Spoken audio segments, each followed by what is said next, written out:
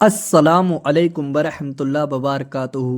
آج کی اس مکمل روحانی محفل میں ہم بات کریں گے اس مبارک دن، اس خاص عمل، اس نعمت بھرے وقت اور اس روشن تاریخ کے بارے میں جس کا ذکر کئی بزرگوں کی کتابوں میں، کئی صوفیوں کی باتوں میں اور بہت سے عملی تجربوں میں ملتا ہے۔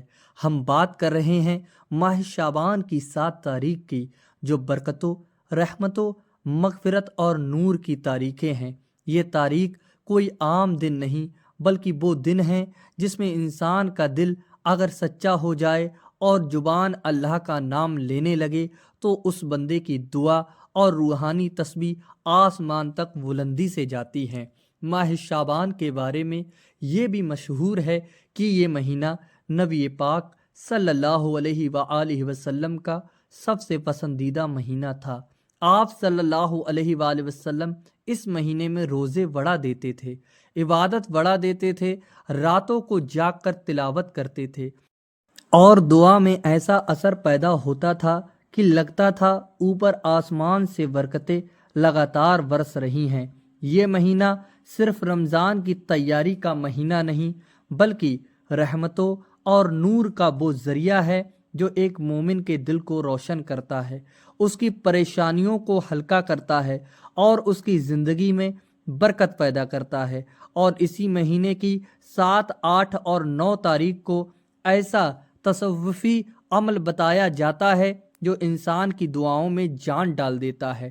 یہ عمل ہو بھی آسان ہے، چھوٹا بھی ہے، لیکن اس کا اثر اللہ کے فضل سے بہت گہرا ہوتا ہے۔ اس تاریخ کا مقصد صرف یہ نہیں کہ ہم کچھ تصویر پڑھ لیں، بلکہ اصل مقصد یہ ہے کہ انسان اپنے دل کو، اپنے نفس کو، اپنی سوچ کو اور اپنی نیت کو صاف کر لے۔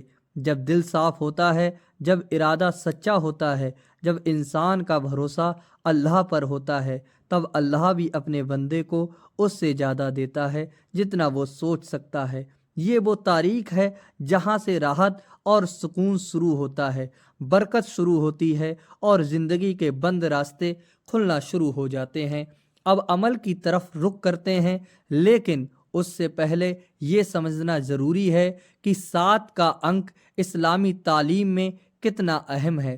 اللہ نے 7 آسمان بنائے، 7 زمینوں کا ذکر کیا، طواف کے بعد 7 چکر، جنت کے 7 درجے، نرک کے بھی 7 طبقات، یعنی 7 وہ عدد ہیں جس میں مکمل ہونے کا ایک اشارہ ملتا ہے۔ اس لیے جب کوئی انسان شعبان کی 7 تاریخ کو خاص ذکر کرتا ہے تو اس میں بہ مکملتا کی کیفیت اتر آتی ہے جو اس کی دعاؤں کو مضبوط کر دیتی ہے۔ اب چلیے عمل شروع کرتے ہیں۔ سب سے پہلے اس عمل سے پہلے وضو کر لیں، اپنے دل کی ہلچل کو شانت کر لیں، دل سے ہر برا خیال نکال دیں اور اندر سے یہ کہیں، یا میرے رب، میں تیرے سامنے آیا ہوں، تو میرے دل کو دیکھتا ہے، میں خود کو تیرے حوالے کرتا ہوں۔ یہی نیت آپ کو اس عمل کے لیے تیار کرتی ہے۔ اب سب سے پہلے درود شریف 7 بار پڑھ لیں۔ درود شریف اس چابی کی طرح ہے جو ہر دعا کے دروازے کو کھول دیتی ہے۔ درود سے دل پر لگی دھول اترتی ہے، نفس کے بوجھ کم ہوتے ہیں اور روح میں نور پیدا ہوتا ہے۔ درود کا اثر اتنا گہرا ہے کہ بڑے بڑے فقیر کہتے تھے، اگر دعا قبول کروانی ہے تو دعا سے پہلے اور بعد میں درود پاک کو شامل کرو، کیونکہ درود وہ روشنی ہے جو دعاؤں کو آسمان تک پہنچاتی ہے۔ آپ درود پاک کوئی سی بھی پڑھ سکتے ہیں۔ اس کے بعد آپ سورہ اخلاص کو 11 بار پڑھیں۔ سورہ اخلاص توحید کا نچوڑ ہے۔ اس کی تلاوت سے دل کے اندھیرے مٹتے ہیں، روح میں ہلکا پن پیدا ہوتا ہے اور ایسا لگتا ہے کہ اندر کوئی چیز ٹوٹ رہی ہے۔ وہ چیز گھبراہٹ ہے، بے چینی ہے، نفس کی تھکان ہے۔ اس صورت کا اثر اتنا گہرا ہے کہ اگر کوئی انسان اسے روز پڑھ لینا اپنی عادت بنا لے تو اللہ تبارک و تعالیٰ اس کے لیے گناہوں کو معاف کرتا ہے، گھر میں برکت دیتا ہے اور اس کے دل کو اپنی نورانی تازگی سے بھر دیتا ہے۔ سورہ اخلاص اپنی جگہ ایک عمل نہیں بلکہ ایک روحانی علاج ہے۔ اب آتا ہے عمل کا دوسرا حصہ، استغفار 100 بار۔ لیکن یہ استغفار صرف زبان سے نہیں، دل سے نکلنا چاہیے۔ آج بہت سے لوگ یہ سوچ کر پڑھتے ہیں کہ شاید اس سے ان کے مسئلے حل ہو جائیں گے، لیکن اصل چیز ہے کہ استغفار سے دل کی جنگ اترتی ہے، گناہوں کے بوجھ ہلکے ہوتے ہیں، نفس کی خامی دور ہوتی ہے اور انسان اللہ کی رحمت کے بہت قریب پہنچ جاتا ہے۔ جب کوئی انسان استغفار پڑھتا ہے تو اللہ اس کے لیے آسمان سے برسات کی طرح رحمت نازل فرماتا ہے۔ استغفار صرف گناہوں کی معافی نہیں بلکہ یہ رزق کا دروازہ ہے، اولاد کی نعمت، روزگار کی برکت اور گھر کے ماحول کی راحت بھی بنا دیتا ہے۔ بہت سے لوگ تنگ حالی میں پھنس جاتے ہیں اور انہیں لگتا ہے کہ شاید حالات کبھی نہیں بدلیں گے، لیکن یقین مانیے استغفار وہ چابی ہے جو تنگ حالی کے تالے کو توڑ دیتی ہے۔ اب اس کے بعد آپ پڑھیں یا رزاقو 100 بار۔ رزاق وہ ہے جو ہر ایک کو دیتا ہے، جانوروں کو، انسانوں کو، پرندوں کو، سمندر کی مخلوق کو، اور بہے بھی بنا حساب کے۔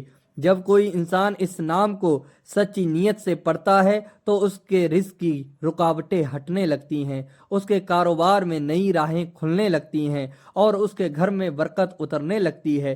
یہ نام دل میں توکل پیدا کرتا ہے، انسان کو اندر سے مضبوط بناتا ہے اور قسمت کے بند تالے کھول دیتا ہے۔ اس کے بعد پڑھیں یا وہابو 100 بار۔ وہاب کا مطلب ہے بہت زیادہ دینے والا، ایسا دینے والا جو بنا وجہ، بنا روک ٹوک، بے حساب دیتا ہے۔ جب کوئی انسان اس نام کو پڑھتا ہے تو اس کے لیے ایسی برکتیں آتی ہیں جن کا اس نے کبھی کلپنا بھی نہیں کی ہوتی ہے۔ کچھ لوگوں کو لگتا ہے کہ ان کا نصیب بند ہے، لیکن وہاب کا نام پڑھنے سے نصیب کے بند دروازے کھل جاتے ہیں۔ وہاب وہ ہے جو اس بندے کو بھی دیتا ہے جس نے کبھی دینے کی امید نہیں کی ہوتی ہے۔ اب آخر میں پڑھیں سورہ کوثر 11 بار۔ یہ سورت خوشی کی صورت ہے، برکت کی صورت ہے، نعمت کی صورت ہے۔ یہ صورت اس شخص کے لیے ایک نور بن جاتی ہے جس کے دل میں اداسی ہو، جس کے گھر میں تنگی ہو، جس کے رشتوں میں کھٹاس ہو، جس کے حالات کمزور ہوں۔ سورہ کوثر کی تلاوت انسان کو مضبوط کرتی ہے، اس کے دل کو استر کرتی ہے اور اس کی دعاؤں میں ایک گہرائی اور طاقت پیدا کرتی ہے۔ اب اس عمل کے انتم حصے میں دوبارہ درود شریف پڑھیں اور پھر اللہ کے سامنے اپنا دل کھول دیں۔ جو کہنا ہے، جو مانگنا ہے، سیدھے اللہ سے کہیں، کیونکہ وہی سنتا ہے، وہی جانتا ہے، وہی دیتا ہے، وہی بدلتا ہے۔ اب چاہے دل کی کوئی پریشانی لے کر بیٹھے ہو، اللہ سے کہیں، چاہے گھر کی تنگی ہو، اللہ سے کہیں، چاہے اولاد کی حاجت ہو، اللہ سے کہیں، چاہے کاروبار رکا ہو، اللہ سے کہیں، چاہے زندگی تھمی ہو، اللہ سے کہیں، کیونکہ جو اس دن سچے دل سے مانگ لے اللہ اسے کبھی خالی نہیں لوٹاتا۔ یقین کے ساتھ کریں، سچے دل سے کریں، نیت صاف رکھیں، انشاءاللہ آپ کی دعا اس 7، 8، 9 تاریخ کے نور میں بلند ہو جائے گی اور مسکان، راحت اور برکت آپ کی زندگی میں اترنا شروع ہو جائے گی۔ جی ہاں دوستو، اگر آپ کو یہ ویڈیو اچھا لگا ہو تو چینل کو سبسکرائب کر لیں اور بیل